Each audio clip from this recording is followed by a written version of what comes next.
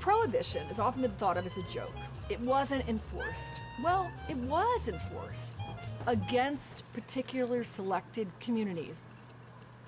If you were a working class American and you drank during Prohibition, it was a very high risk activity, especially if you were a person of color. African Americans in the South, Latinos in the West were heavily targeted by law enforcement for even possessing small amounts of alcohol. Under the Jones Law, signed 2 days into Hoover's new administration, sentences for first-time offenders increased tenfold. Even a witness to someone having a drink could face 3 years behind bars. Wealthy Americans, for the most part, choose to ignore the new law.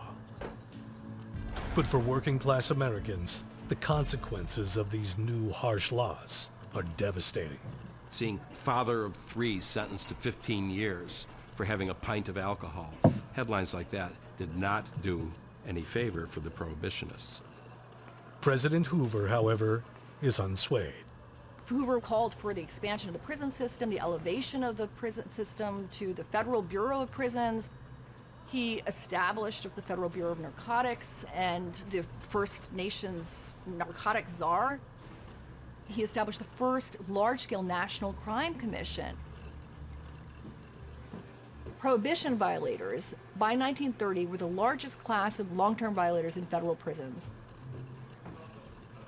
But prison isn't the worst fate.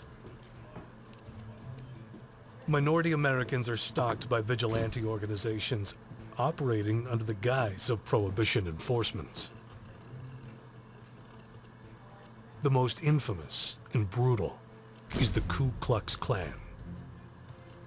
The Ku Klux Klan had actually kind of died out in the 1890s, but in the late 19-teens and 1920s, the Klan is reorganized. Prohibition provided a new mantle for the Klan's mission, a kind of a legitimacy, because it sold itself as a law and order organization. Klan membership explodes from 100,000 members in 1921 to nearly 5 million members in 1925. And it recruits at the local level, arguing that it is going to clean up communities.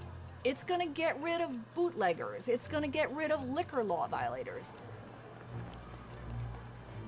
And it was really a way of instrumentally utilizing the law for its wider mission, for its anti-immigrant, anti-Catholic, and white supremacist mission.